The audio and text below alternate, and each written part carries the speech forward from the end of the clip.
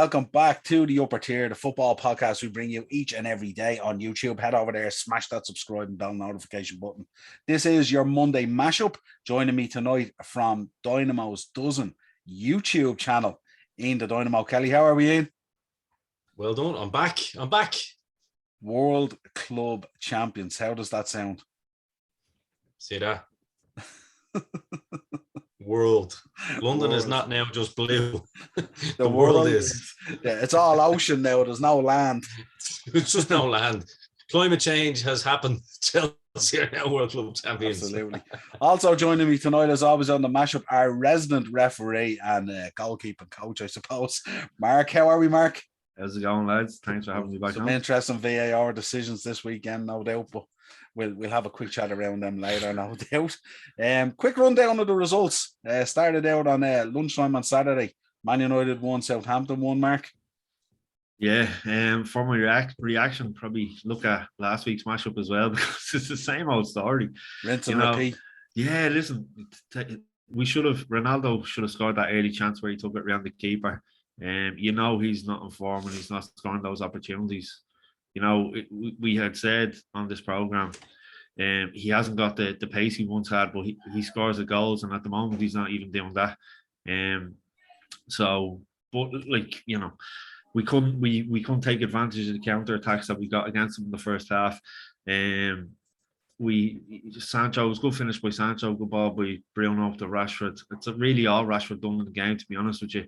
But I was talking to my dad about it on Saturday. Anytime Southampton went forward, they looked like they were going to create an opportunity or score. So obviously it's disappointing conceding in the second half, because we seem to be doing that a lot. We take a 1-0 lead, we can't kill off the game. But and I also said to him as well, you look at the previous results, even in the FA Cup, if we had won those games, this 1-1 draw wouldn't seem as bad, because Southampton are on a bit of a momentum, obviously beating Spurs and stuff like that, and they're a good footballing team. So to me, it seems worse because of the results previous, Yeah, to me, I was looking at it. I was talking to Darren earlier. We did a Brighton preview for the game coming up tomorrow evening. And one of the things I focused on was there seems to be a lack of structure or formation or an understanding of who's playing where. The one thing I said to Darren on the show, I said, can you tell me what position Bruno Fernandes plays? Because 1 minute he's right back, the next minute he's midfield, the next minute he's forward. He just seems all over the place at the moment, like he's trying to crowbar himself into the game. Yeah, and it's very imbalancing on the side when they're trying to play, isn't it? Yeah, I'm sure you see him against Burnley there last week. He took a corner, but he was the last man to go back when Burnley were counter-attacking to make the tackle. Right. To me, listen, I don't think even Bruno knows where he's playing at the moment. And it goes back to the manager then as well. And there's a few other lads not performing. Listen, I've talked about Harry Maguire till the cows come home. He's not performing. He needs to be dropped, but I don't think Ralph has the balls to actually do it. Luke Shaw got out. He kept Burnley onside last week, and he kept Southampton onside this week for the goal. So there's too many inconsistency. Like I mentioned, Rashford there, he scored 2 goals there a few weeks ago. You think he build a bit of momentum from that, but now he's back to the same old Marcus Rashford, just going to sleep on the wings. The only kind of shining light was Sancho. I think over the last few games, Sancho's really been getting into it. I thought he played really well against Burnley. Obviously, he took his opportunity against Southampton the weekend, but that's literally all the positives you can take from it. Yeah, absolutely. But big game coming up this week, Brighton. I mean, you haven't lost too much ground from the results, because teams around you aren't performing either, really. So, Brighton are going to be tough. Yeah, but you know yourself, because Brighton are going to be tough. They've drawn against Chelsea 1-1 twice this season. They drew in Anfield 2-2. They tend, if you look at their record this season, they tend to score a lot of late goals. There's a lot of goals between the 82nd minute and injury time. They've obviously big Webster and Lewis Dunk there coming up from their wingbacks are sublime. Barella and Lamptey. Yeah, and obviously, and then you have the thoughts of Maupay going up against Harry Maguire. And in fairness, I'm a big fan of Graham Potter. I like the style of football he plays. They deserve to be in the position they are. And just think they've drawn so many games. Like I just mentioned there, I just wrote down Leicester 1-1, Palace 1-1, West Ham 1-1, Southampton 1-1, Newcastle 1-1, then the 2 1-1 draws against Chelsea home and away, and then the 2-2 draw in Anfield. Yeah. Like the amount of points they've dropped in these games. Imagine where they could be if they had won at least they 2 went or 3 12. of They those went games. 12 games. They went 12 games without a win, and the Brighton fans were talking about calling for Graham Potter's head. Yeah, it was yeah. madness. Remember back That's in unbelievable. December, And you can see how well they're playing. Like he dropped Trossard at the weekend. Yeah. Like I obviously had him as one of my anytime goal scorers as well. You know, and Danny Welbeck has really improved under him. A lot of people thought he was gone. Bad spell with Arsenal. Well, he can run on 2 legs now. Yeah, getting there. He could give Maguire a torturous time coming on, couldn't he? Because he's tricky kind of guy, like, you know. So it'd be interesting. Listen, I was looking at the bet, and 11-4 for a draw. It has 1-1 draw written all over it in my eyes. Yeah, interesting. We shall see. Yeah, the other ones that stick out, obviously, Everton 3, Leeds 0. Big win for Lampard, especially coming off the disappointment of the Newcastle game. So it was a massive game for them. I never thought I'd be cheering on Everton, but go on, super. I come here if I was once a blue, always a blue. Isn't that what they say? I just can't say he took Rafinha off at half time. You're 2-0 down in the game, and he takes your best creative player off. I thought that was a ridiculous. I think Leeds missed a beat. I don't want to spend too long on it, obviously, but I think Leeds missed a beat in not going for replacing him with Frank. We said that on the show, didn't we? Yeah. Yourself, myself, Niall, and the Dazzler. I thought Frank would have been tailor-made for that team, especially with the youth in it, and possibly, obviously, now that they, will stay up, they'll have a little bit more money to spend next year. But I think obviously with Lampard in there, Everton probably do a bigger budget and probably have promised them some signings next year. So kind of makes sense as well. But yeah, very, very impressive for Everton. They whitewashed them. I don't mind rocking up here now. I've got to rock up here and I've got to eat a little bit of humble pie. Mark, you know probably what I'm coming with here, do you? Yeah. On our Beat the Bookie show, Mark sent in his anytime goal scorers, and his first one down was Richarlison. And I said on the Beat the Bookie show, I said, "Are you absolutely off your head, Richarlison?" And what does he do? Pops up and gets a fucking goal. See, when you get a manager that knows how to score goals, getting a player that has potential. Listen, he gets in the right positions, and he's busy in the box, around the box. And I just felt, it was coming, because I seen some of the chances that he had wasted in the previous game. So, obviously, my other 2 players let me down, so it was a failed anytime goal scorer treble. I'm happy to put up my hand when I get it wrong, so it's all good. Kills me the fact that it was Everton as well. I don't rate him at all. I'm just putting it. No, I think he has. I think if he could finish, he'd be a monster. Like, you know what I mean. I do think I think with Darren Darren has mentioned before, hasn't he, that like his runs. Darren's very fond of him. Yeah, his runs are very good. His movement is very good. He just doesn't have that finish. And I think if he could, if Lampard could kind of coax that out of him, and maybe get that. It's a weird thing, isn't it? It's a weird thing to say about a striker, though, isn't it? If he could only finish, he'd be a great player. Yeah, it's like Firmino. You know what I mean? Yeah, exactly. Like Firmino. But he needs someone beside him. He needs someone beside him. A lot of the time this season, Calvert-Lewin was injured. He's playing up top on his own, and he found that very, very hard. Definitely. Holding the whole mantle of goal scoring. It's mental as well. Yeah. Anyway. Brighton with a good win away to Watford 2-0. We kind of expected this. We called it on the preview last week that we thought Brighton would run out winners. Watford are. Poor Claudio, by the way. Poor Claudio. Why bring a man that old in? Just to fucking. Listen, you can't complain when the club's propping up your pension, can you? Look who they brought in. Remember, he ain't in there cheap either. That's true. And then we rounded out Saturday evening with City thumping Norwich 4-0. Not unexpected either. Darren thought that one would be a little bit closer, so we had a little back and forth on WhatsApp during that game anyway. So it was in fairness, Niall, I know it was a 4-0 game, but I thought Norwich played very well in spells. They hit the post, they created a few chances, but would I dare say they were missing Adam Ida? Would I dare even say that? No. You know, Last 2 games, he's been very good for them, in fairness. Yeah, and Billy Gilmore, I thought, had a good game yesterday. Yeah. Or on Saturday, sorry. He created a good few chances against, you're not going to get many chances against that kind of City team. But like I said, they made Ederson pull off a few saves and they hit the post. So to give them a few little scares, I think 4-0, doesn't tell the whole tale of the game. But 4-1 would have been pretty close. Like we say, a billion pound in a short space of time. I'll say it every week with Man City. Pep always plays the underdog in these. What a numpty. Do you know what I mean? Great manager, but an absolute buffoon of a human being. Like, fuck me. Like, we are, we can't do this, we can't do that. You spent £1 billion, mate, in the last 6 years. Fuck off. Good boy. And you're still haven't won the Champions League. Listen, there's a man there beside us whose club has spent over £1 billion as well, and they're in the gutter. So, I mean, it doesn't always work out the way you think. So yeah, but he's done it. He's done it over the course of time. Over the course of time. But if you look at his purchasing, it's very clever as well. I mean, apart from Grealish, he always buys those players in the 30 to 50 bracket, and it's very shrewd purchasing. Yeah, just the low end of the low end. But you look at the 30 to 50 bracket. The 30 to 50 bracket, you might have paid 50 million for Wan-Bissaka. Would you stop now? Would you stop? Don't get me started on this. As Mourinho said, the lad goes out and buys 2 wing backs, 100 million, basically. And then don't get the fucking boat, will you?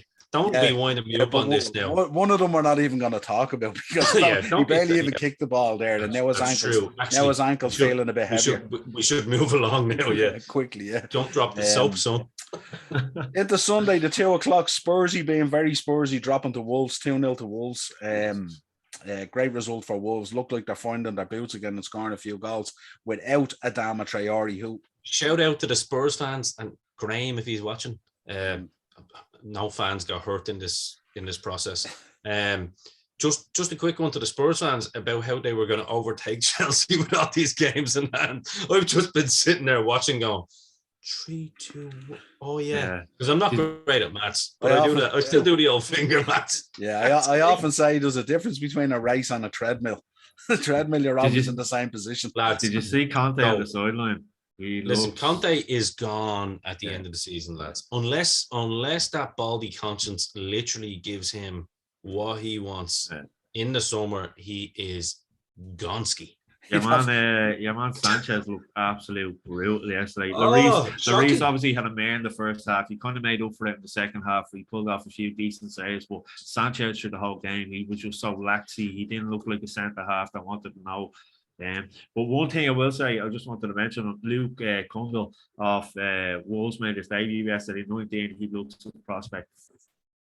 Yeah. Just a quick one as well. I heard it through the grapevine that Conte is not happy with Lloris at all. He wants a top goalkeeper. So when Conte's talking about a top goalkeeper, he's not talking about some prospect in the Serie A. Yeah. He's talking about get me Donnarumma from PSG for 60 million now, or I'm gone. You know what I mean?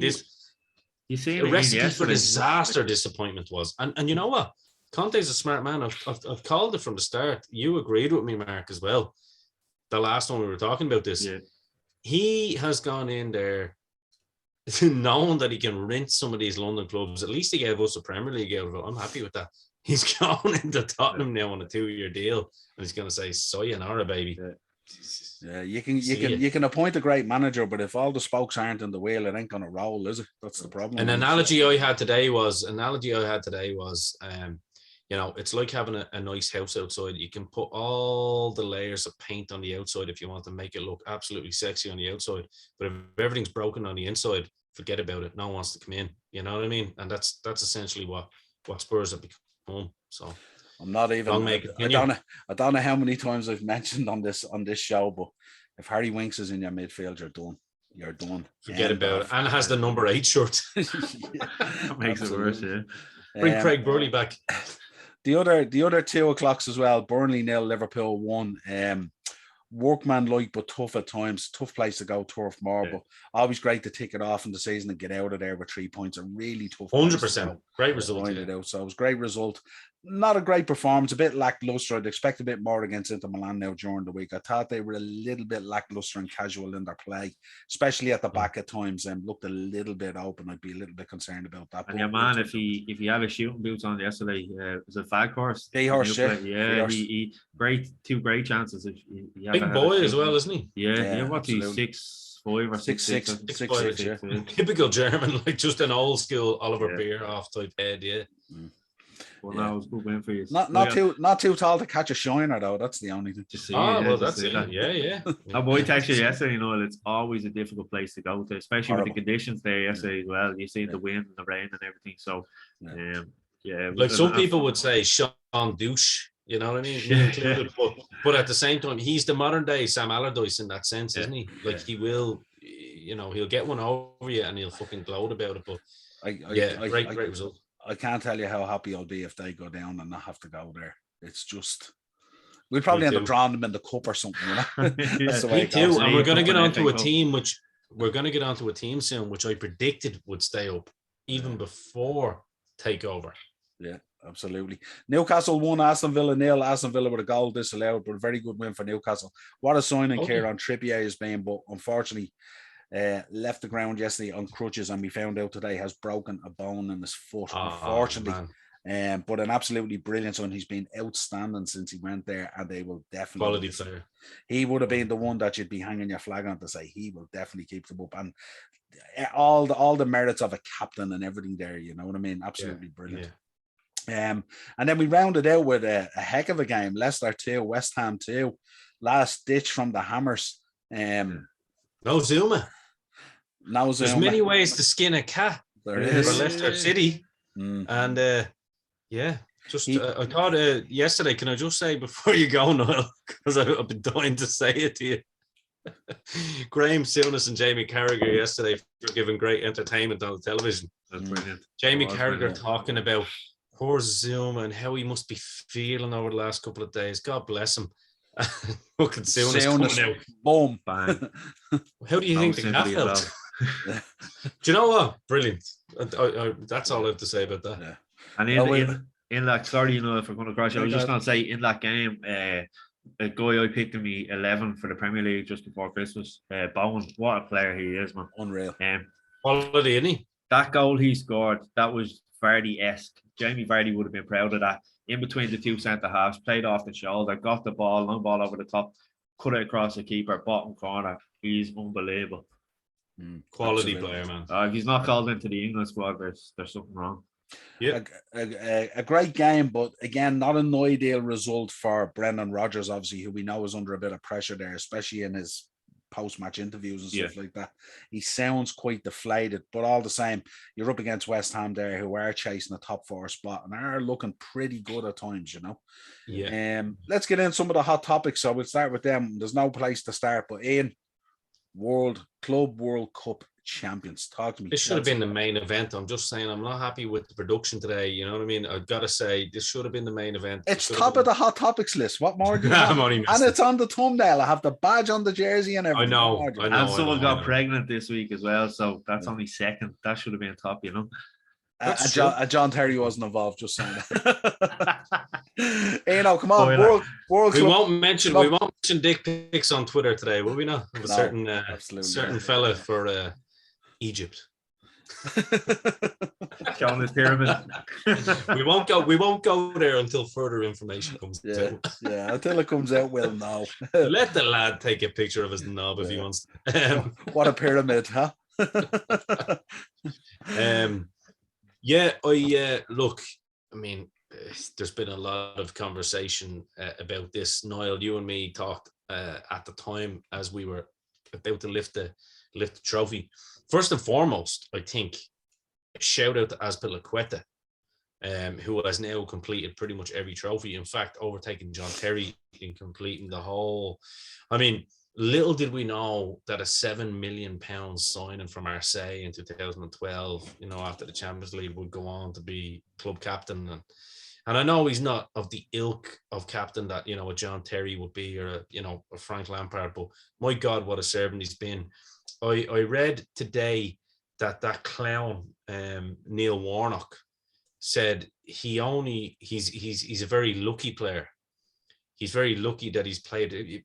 Read the quotes, lads, if you haven't read them. Now, I'm paraphrasing on this one, but basically the context that he put it in was that, and he actually said word for word, now I'm not paraphrasing here, you can quite clearly see that he's not a very good defender, but he's been very lucky being in a Chelsea team that has been enabled him to have a long time. And I was just saying, Warnock, you're a fucking championship manager at League One at best. Shut the fuck up and, don't have a heart attack and piss off. You know what I mean?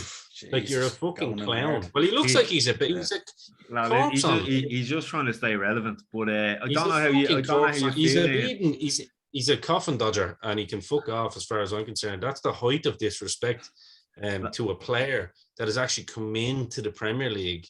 And Gary Neville, even at one point, said he thought he was the best out and out defender as a fullback at one point. And Gary Neville should know, because he's probably the best right back in Premier League history. I don't care if I offended anyone on the. I'm more concerned if I offended anyone on the right back comment than the coffin dodger on that is Neil Warnock, because he's a piece of shit. Look at that man's laptop. I'm sure he has plenty of things to hide. You're offending some of your own right backs. You're allowing anyone else. Well, come here, Ian. I was going to say to you. He's no Ivanovic. Come here. I was going to say, Ian, I think he's reinventing himself under Tuchel. I think he lost his way a bit under Lampard. Obviously, he lost his pace. He lost his pace. That's for sure. He lost his pace. And but the sign of a good player. No, I was just going to say the sign of a good player. He's lost his pace, but he'll always give himself the extra 2 yards on the winger. Then, you know what I mean? It's all up here. But I think he lost himself with Reece James coming in and the form he had under Lampard. He kind of lost his way a bit. But I think since Tuchel's come in, and you can see it the other side with Alonso, they've reinvented themselves. They found a different way to play. No, Alonso hasn't reinvented. But well, listen, he's popped up with a few goals in all the season. But I'm just saying he's changed his game to help him get into that starting 11 under Tuchel, playing it the way Tuchel likes. Because I know Reece James has been injured, but he'd be coming back in. But I think it'd be very hard to drop him. Well, the only thing I'd say on that, Mark, is I think, and listen, I'm a Tuchel guy, as you know, but I think the credit for Azpilicueta and his longevity is actually Conte's doing, because when he changed to that back three, you noticed he put him into one of the back three, and he was just like a right centre back. Yeah, and then he had obviously Victor Moses playing out there as the right wing back. So what it allowed Azpilicueta to do, which is why Neil Warnock, I'm obviously teasing, Neil Warnock, but if he knew anything about football, which shows you that he fucking quite clearly doesn't, don't know how he's had a job for the length of time he has, you'll see that that's actually his strength, is defending. Do you know what I mean? Yeah. Timing is just impeccable. He's 5'10". It reminded me that title winning season under Antonio Conte, not now directly, but he reminded me of that Fabio Cannavaro type, who was shorter, but his timing was great. He was willing to get stuck into the battle, you know what I mean? And his tackling was just perfect. And I think Tuchel has utilised that with him a lot of times when Reece James is fit and he slips in to that little right centre-back position. And it probably is Azpilicueta's last season, because, word on the street is that he's agreed a deal with Barcelona, which, man, I think it is the right time. Better to let players go at the right time. Yeah.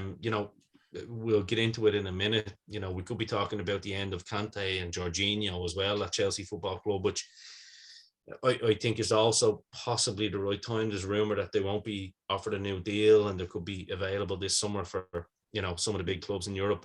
So I like what Tuchel's vision is there. And I think Azpilicueta, what a way to go out though, right? After completing everything, that would be the perfect way to sign out at the end of the season.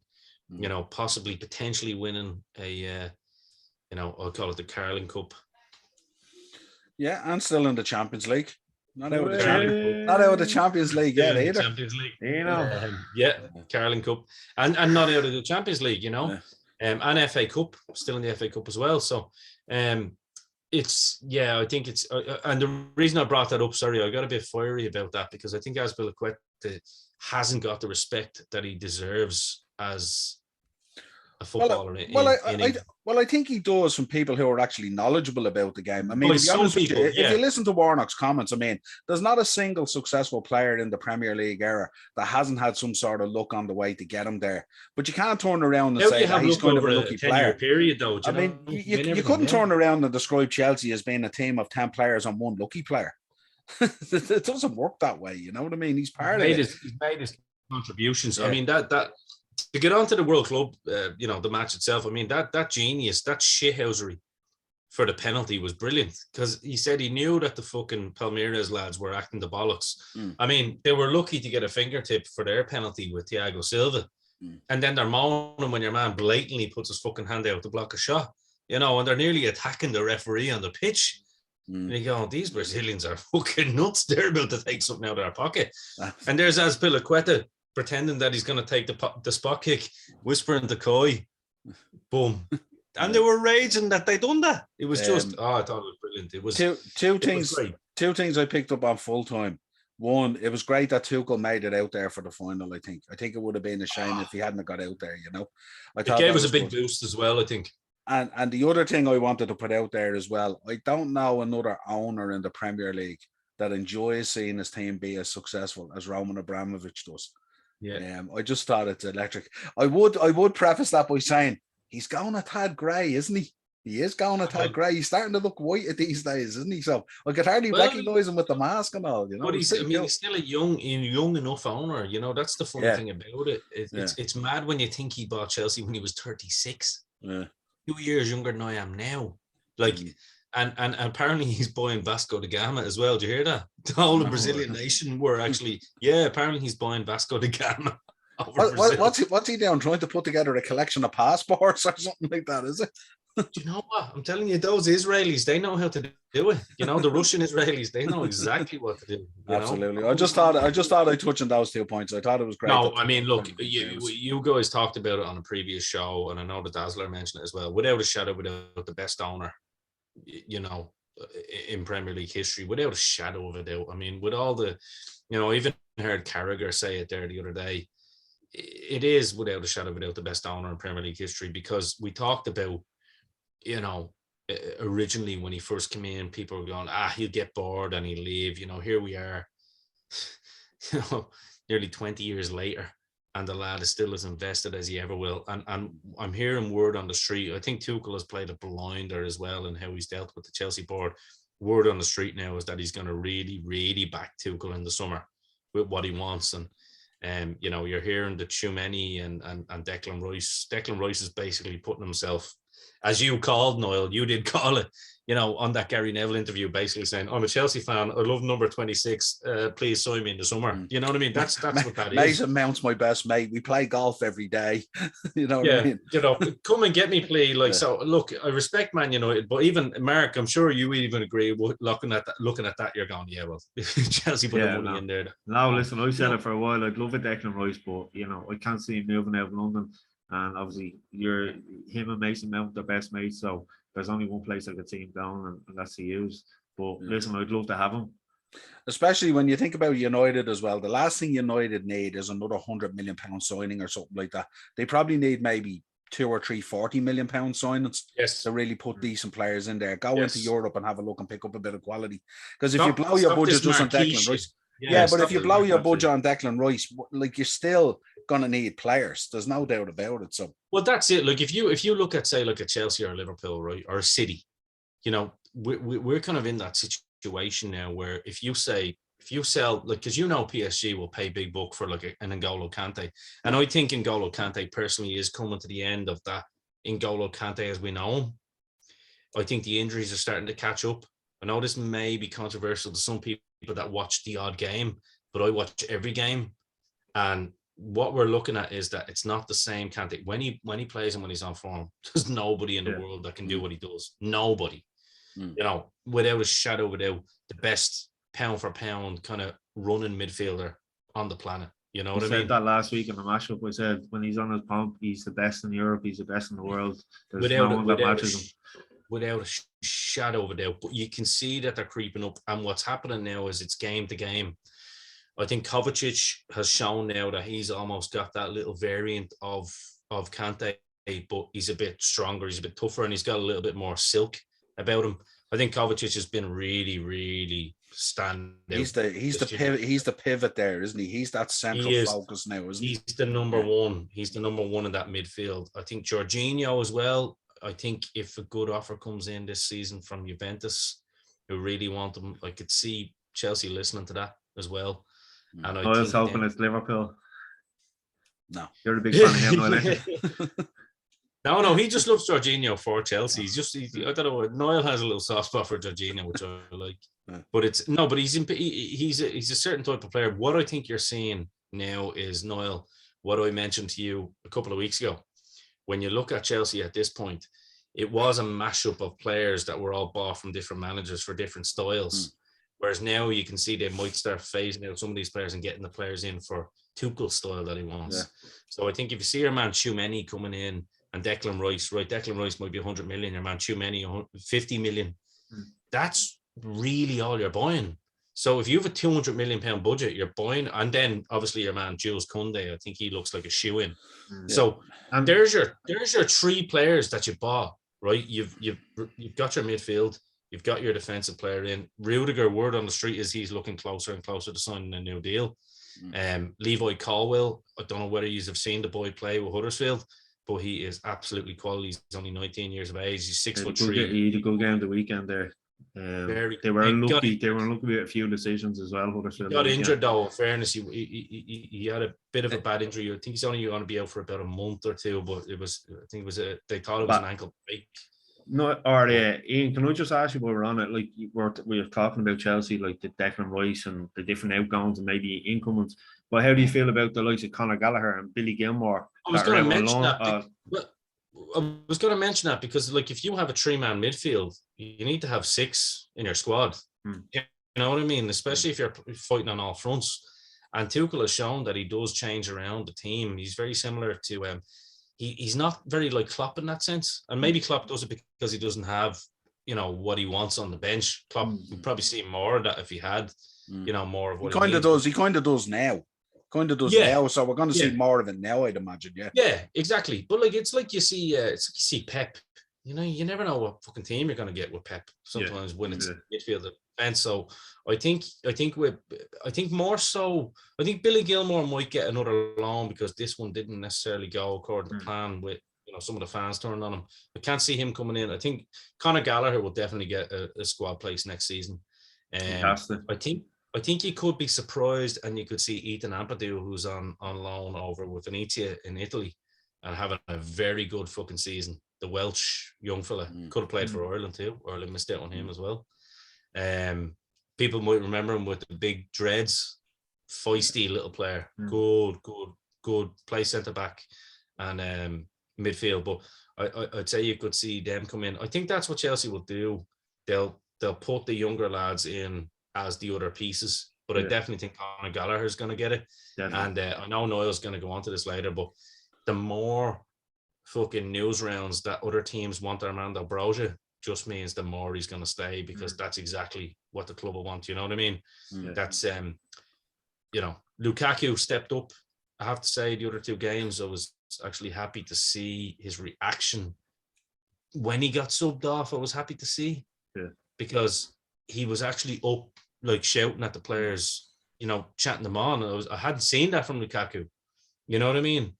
And seeing him there with Drogba, I don't know, maybe Drogba had a word with him. Seeing the picture of Drogba in the suit with Lukaku holding the trophy was kind of nice. Someone needed to put their arm around him and have a word in his ear, And I think it was probably Terry and Drogba, to be honest with you. Probably said, "What the fuck are you doing, son?" I think you're right about Billy Gilmore. I think that the long on Norwich obviously didn't start off well. He wasn't starting games, wasn't getting enough minutes as he thought he would have, and as Chelsea would have thought he would have as well. But I think with Conor Gallagher, I think you're going to be gaining a £30 million player for nothing. Like you're getting him back into the squad, and he's going to be like a new signing. Listen, probably even more than 30 at this stage. Yeah, like about 40 minutes. But like that's what Gilmore needs to do. He needs to go to a Palace. He needs to go to an Everton or someone like that next season. Get a full season under his belt, and then maybe come in next season. You know what? A team like Brighton, someone that plays, or even Southampton, you know what I mean, that plays that nice ball would be tailor-made for him. Norwich was a bad move just purely because of they're fighting for relegation, and they're not going to put their philosophy before the relegation battle. You know what I mean? Sorry, Niall. That their philosophy is the relegation battle. Yo. Yeah, no, but I definitely think, I mean, Chelsea have such great options at the moment between their loanees and also those great buyback clauses that they have there as well. Ian, you've spoke about before. They can literally Tammy bring Abraham lads, ripping it up in the fucking Serie A. Like, we could buy him back tomorrow for what, fucking 70 million if they wanted. Yeah, absolutely. So, but Armando Broja, though, I have to say, he's the one I really want to talk about, and I think you're going to talk about him, aren't you? Yeah, we'll touch on him. We'll touch on him now in a second. I just wanted to mention, obviously, Mason Mount as well going off in the game. Very, very disappointed. You could see it in him with a ligament injury. So the sort of, I won't say bad luck, because Chelsea are starting to look good again, and they did win the tournament. So, but a bad luck on him, basically. Two players in particular that have stepped up in that game, in that final when he came on. You were watching it, Niall. I thought Pulisic fucking stepped up big time.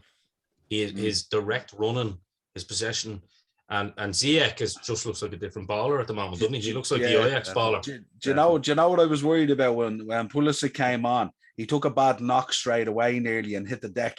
And I was thinking, here we go again. Here we go again. I was waiting on a text from you, and I just went, "Oh, please no, don't put the heck." Ziyech just need minutes under his belt. You know, he needed to be starting a load of games for his confidence, because that's what type of player he is. He's a confidence player. He needs to feel part of a team. Hudson-Odoi as well, by the way, has stepped up big time these days. That cross as well, like he looks like he's enjoying his football. Look, there's just so well, he needed to, because he'd one that had been out of sorts. So yeah, it was good to see him back at it as well. 100%.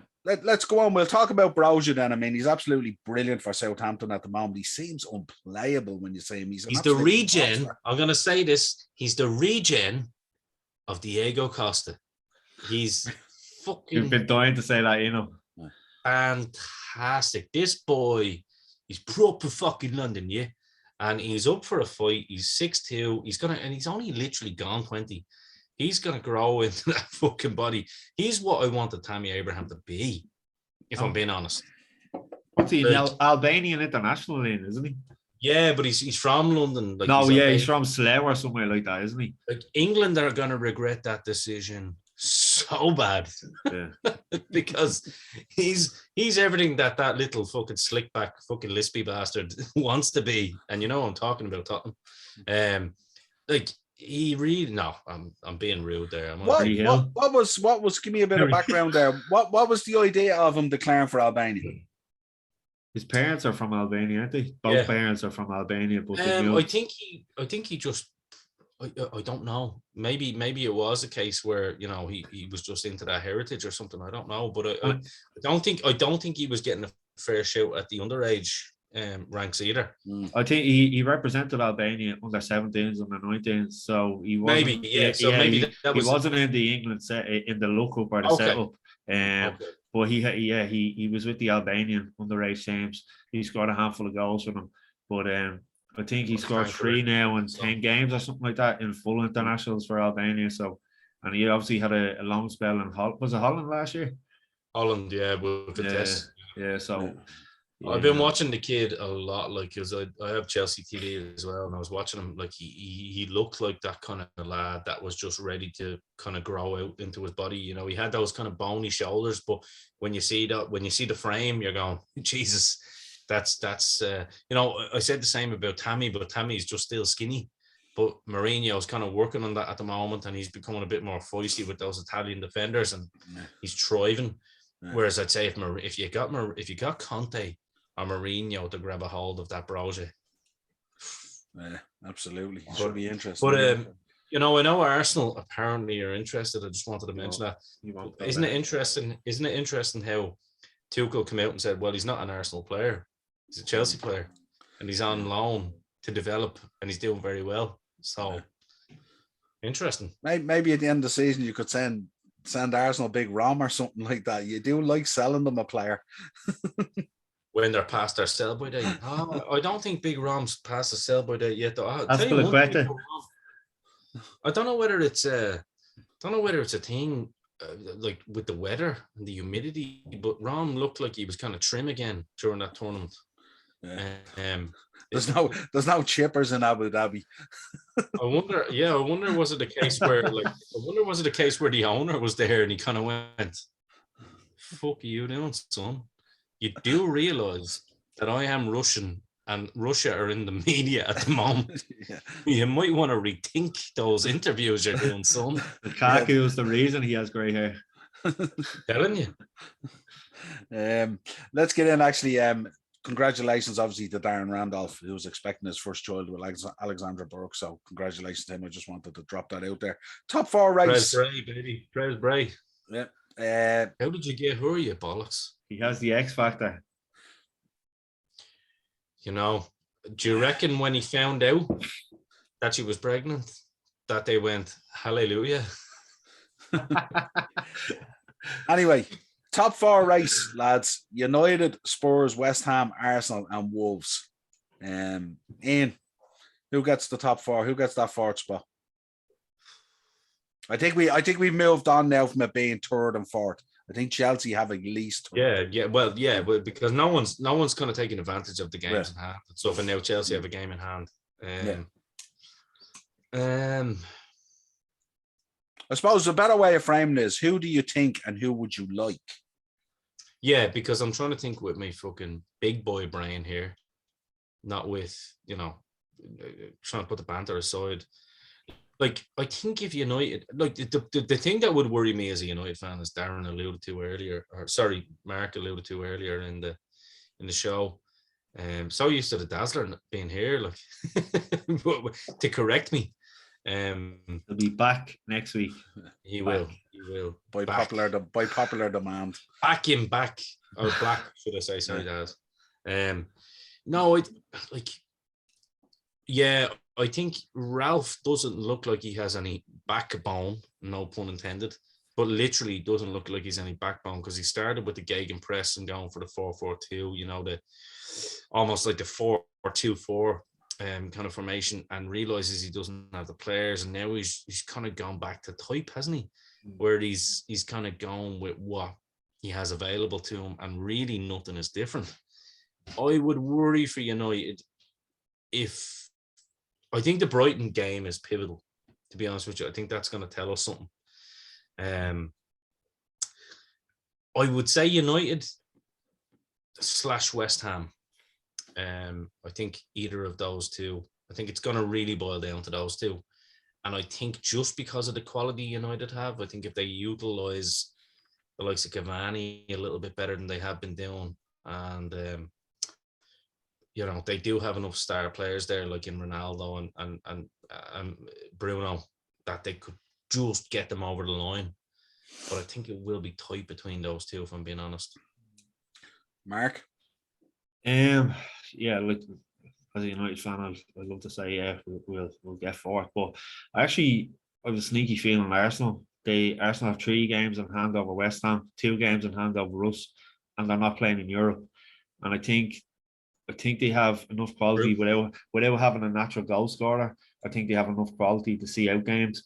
So I'd have Arsenal thereabouts. But obviously, I think with West Ham, I think they might start to kind of drop off a little bit in March or so. With the amount of games they played, the squad isn't as big as some of the others. And listen, I think they've been playing fantastic stuff, like we mentioned. Bowen's been keeping them in games, because don't forget, Antonio hasn't been on form at all. When's the last time he scored a goal in the Premier League? Yeah, true. So I just think Arsenal will be thereabouts as well. So you're a secret Arsenal fan, aren't you? I wish. All my in-laws are Arsenal fans, and I'm always slagging them. But I think those games in hand will. Don't. Do you know what? I'm glad you said that, Mark. To be honest with you, because I was thinking West Ham. Yeah, Arsenal is probably a good show. If they 3 games in hand over West Ham, they're only a few points behind, and they've 2 games in hand over us. So I think I'll change my mind. I think Mark sold me. So, yeah, interesting. What do you think, Niall? Ultimately, I think United will get it. I think, as Ian said, there's a lot of quality there. I think there is. You're beginning to see a little bit of consistency out of Arsenal, but I think at times I think they just come up a bit short in terms of goals, and I don't think draws are going to be enough to get you there. I think you'll see a lot of draws out of Arsenal. I don't think you'll see an awful lot of wins. Whereas I think with United, I think United will stumble along the way through a couple of losses. But they'll ultimately get a number of wins as well, because I do think United, as bad a run that they are on at the moment, and I said it to Darren, that they're only a couple of finishes away from hammering a team 4 or 5-0, and that bit of confidence back there again might get you going again. I think they are creating chances much better. I think they do have to resolve their issues at the back, but they're only a couple of finishes away from actually pumping the team. The only thing I would be worried about with United, they have a very, very tough March coming up. March is absolutely helter-skelter for them. Super tough. So that's going to be really tough for them, and I don't know, unless they can resolve the conundrum they're in at the moment. I don't know whether they have the backbone, as Ian says, or the metal or the balls to push through that March. That's a very, very tough month. Ronaldo, Sancho, and Bruno, they are like it really. Just a quick one, because I didn't say it, and when you were talking at the start, Mark, just on Ronaldo, and everyone that knows me knows I'm a major mark for Ronaldo. Like I always have been. He's played for 2 of my favorite teams, in Real Madrid and Juventus as well. I do think we're starting to see that steady decline. I think the Premier League move was wrong for him because of the pace. Dazzler called it. I disagreed with him, but I hold my hands up when I'm wrong. I'm wrong. I think he probably should have stayed another year at Juventus and probably stayed where he was. He was proven. I mean, he had nothing to prove in the Premier League other than to himself. Look, I understand. Listen, even me now at 38 years of age, I'd love to go back and prove something to myself with pro wrestling. Do you know what I mean? Mm-hmm. Oh, I just didn't quite do this, or I should have done that, on a local level. So you imagine on that like elite level of athlete, like he wanted to do that. It's like Conor McGregor syndrome. Yeah. It really is. That's the best thing I can liken it to. It's like the Conor McGregor. And don't forget, Ian, he's going back into a dressing room that's not the same as in 08, 09. We're total. He's very like I describe him like Pogba as well. He's a luxury player that you want to have if you have workmen around him. Yeah, Pogba was the same. Yeah, but if you remember Pogba at Juventus as well, look at the players Pogba had around him to allow him to play the way he did. And Ronaldo was the same. The unfortunate thing at United is you don't have that work rate around them to give you that luxury of that player. Yeah. And I don't think you get away with that in the Premier League as well. There's no room. And I won't call him a passenger. He's not a passenger. But in terms of disrespectful. He needs the players around. If it was a 36, 37-year-old Ronaldo going into the United team from 08, 09, he'd fit in perfectly. But for this team, he doesn't. Listen, I was looking there the other day in the front line there, not the other day, probably about a week ago, whatever it was. Cavani, Ronaldo, and Mata, 104 years of age, a combined front line. You're not going to get away with that in the Premier League. Mata's not the same player. Isn't it mad to think that Mata's best years were at Chelsea, right? And you would admit that, Mark, as well. Just purely because of what he achieved. And yet he's been at United longer. It's mad. He did. In fairness, he had 2 or 3 very good seasons at United as well. The first 2 seasons he came in on the boys, but I think he's there now more so. He's getting his coaching badges. He's working behind the scenes with a few of the younger teams and stuff like that as well. Things that we don't see. I think that's what he's been kind of kept around for. He's a little rat bastard. I called it the day he fucking left us as well to go to United. But you're saying, but you're also, but you're also seeing the same drop off in Cavani as well. So at the moment you've Mata there who's aged. Obviously he's an option, but at times you've got Cavani there who's not the same Cavani that was at PSG and surrounded by those wonderful players who again. Has he really been given a chance as that out number 9 though at United? Well, I think he's had he's picked up a lot of injuries. I was just going to say that he hasn't got a chance to get into a rhythm through injuries, and then he's been going out to South America. He's coming back. He's picked up COVID and this, that, and the other. So there hasn't been a real consistency from him. That hasn't been smooth for him. Yeah. He scored some vital goals last season for United in their push for second place. Absolutely clinical goals. He's the player I would have always loved to see at my own club. Another player I fucking absolutely think is. He's kind of like a Crespo, not just because he's long hair, but like that type of out and out header of a ball. Yeah. But he requires a service at the level of a Reece James or a Chilwell. That's the level of service he Yeah. requires. If he doesn't have that level of service, he can be in that 6-yard box all night long. If that service isn't going into him, he's if Cavani was in that Chelsea team early in the season, there would have been no need for a Lukaku. I'm sure you'll both agree with that. That's a player he is. His movement is world class. And you know, remember that goal he scored against Spurs last year? He got in between the two defenders and scored a diving header. No one else could have scored that goal only him.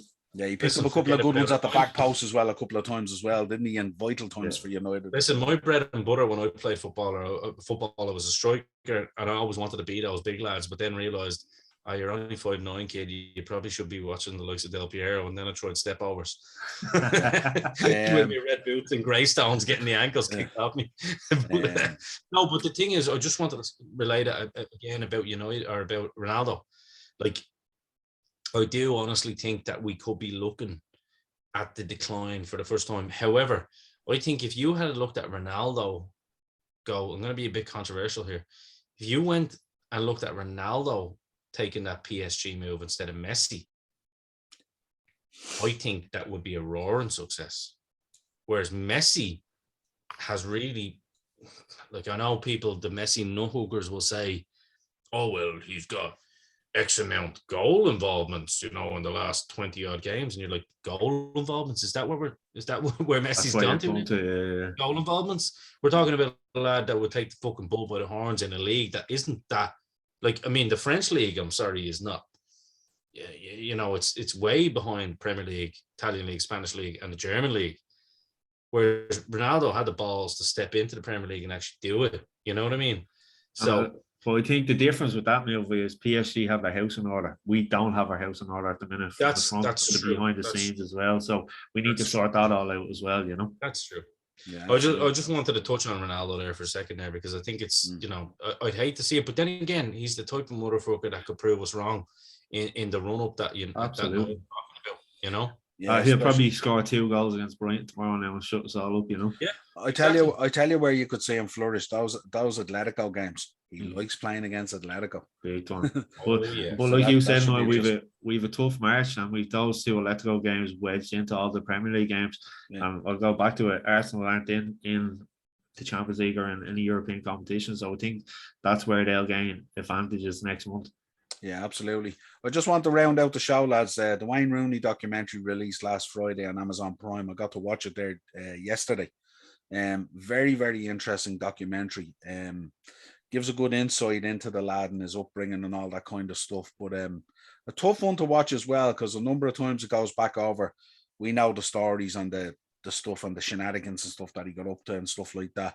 But hats off to his wife, Colleen. I mean, you know, for sticking with him and stuff like that. It must have been tough going through a lot of that stuff. Is it quite raw, Niall? I haven't seen it myself. Yeah, no, it's pretty raw. It goes into, like, the two of them are there talking about, you know, it refers back to the things that he did and how they worked through it and how tough it was and stuff like that. It's not necessarily just about football.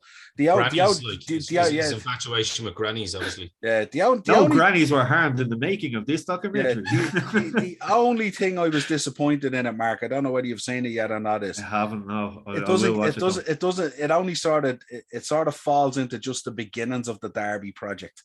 Okay. I think if they maybe did a second one now, or they did like a documentary like the Derby one, the way they follow it, like Sunderland Till I Die or something, I think that'd be really, really good, because he's getting a lot of plaudits for what he's doing at Derby. You know what? I was only thinking about this, right? I'm a big football manager guy, right? And I played a new one, so I've always been into, like, I know you boys kind of doing the coaching actively now, like, and I think once I'm settled in my new gaff, I think that's something wherever I end up locally, that's where you're going to see me, the local pitch. You know what I mean?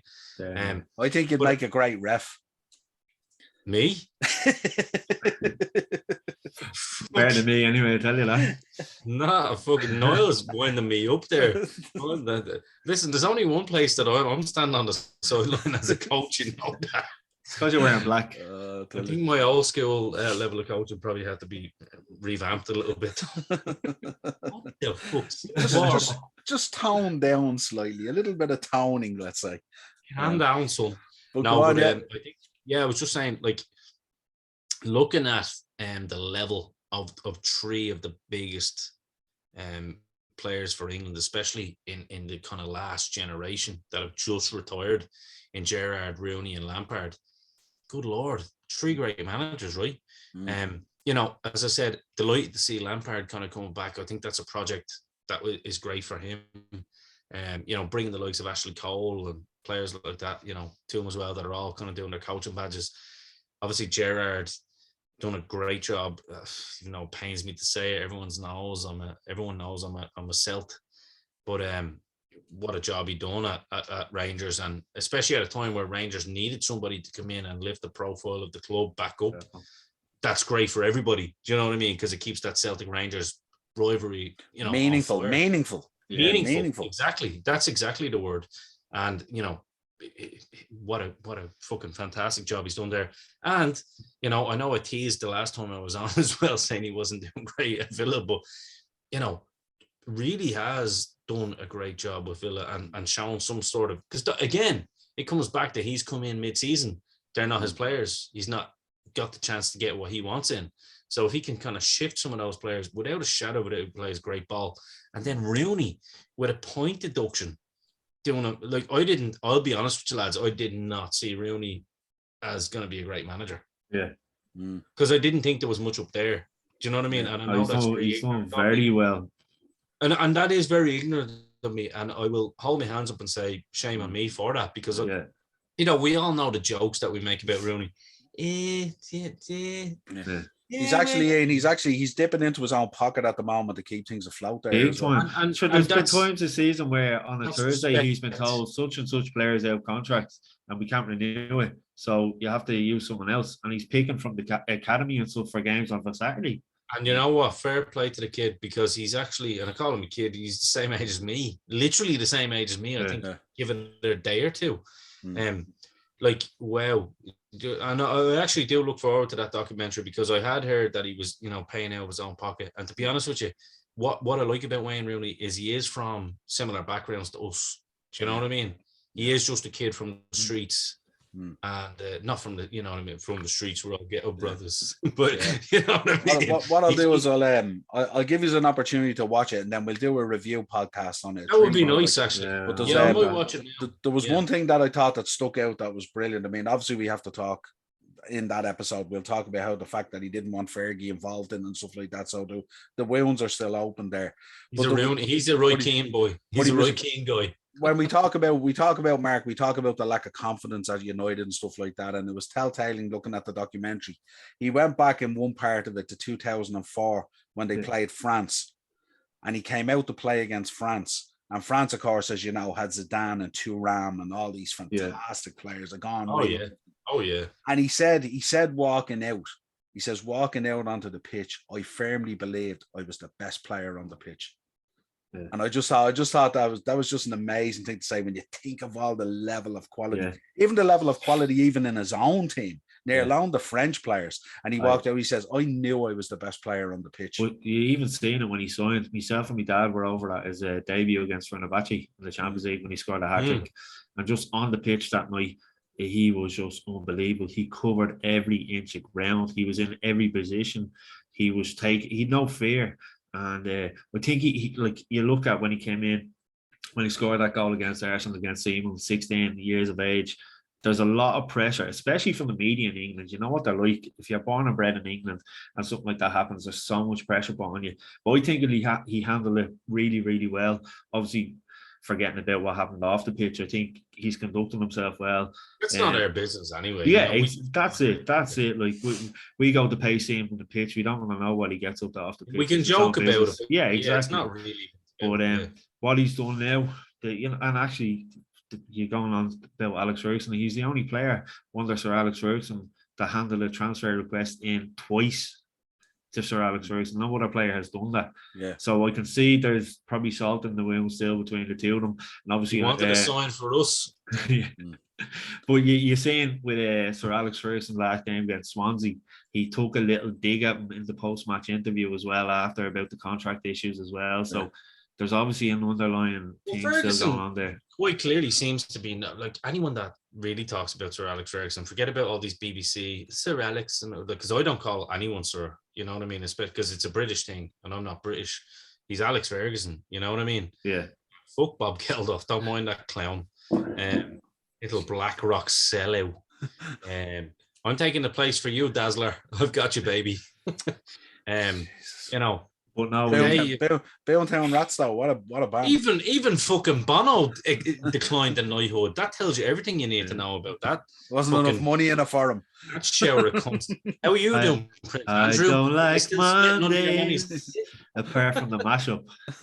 Yeah. No, but like I have to say, I like Ferguson. It seems to be that he's just really not a nice human being. Let's be real about it, like, you know. Well, I It's think like in the era he was brought up in, you had to be ruthless if you wanted but to he's a survive in Rangers the game. cunt. He's a Rangers cunt. That's why, yeah, he's a dirty fucking But hum. you have to be. You're seeing how many players, you know, and even the likes of Van Nistelrooy and Beckham he fell out with. But then after, Fell out with everyone. No, but that's what I'm saying. Fell But after Van Nistelrooy has gone back and said, "Oh yeah, no, we're on speaking." Yeah, but they're all lick arses. This is what I'm saying. The players that have but that's what I'm saying. With Rooney, there's obviously, you know, there's something serious still going on if he's not involved. Because I heard, now I haven't seen it, Mourinho and Roy is Keane, involved. by the way, Dazzler's favourite. Yeah, out the right. But I heard is Oh, you Mourinho don't. involved? Mourinho and who else is involved? There's a few other managers involved, but not Sir Alex. So yeah, I'll watch it now during the week and yeah, no, it's really good. Sven-Goran Eriksson and all is on it. It's really good. Gary Neville's on it. There's good for you. Yeah, but you're not Sven-Goran Eriksson. You're giving me all the proper trustworthy lads now. Yeah, well, it's worth it. It's definitely hashtag Eureka Johnson. It's a really good watch. Well, the only thing about Sven is if he tried to swing a dig, Eureka would have been able for that one. Would have caught him in the solar plexus quicker. Boom. Big star. Well, lads, absolute pleasure having you on. We will come back. We might do a double that week, Mark. Next week we might do a review of the documentary, but we might drop a Legend series Wayne Rooney as well. I'm not invited. I won't be there. Well, you're only better because he didn't sign for you. As always, a pleasure coming on. If you want to contact the show, the Upper Tier Podcast at gmail.com. Audio versions of the show, Spotify, Google Podcasts, and Amazon Music. And if you want to contact us, we're on Twitter at @the_upper_tier. Till next week, my friends, an absolute pleasure. Thank you very much. Go on, Everton.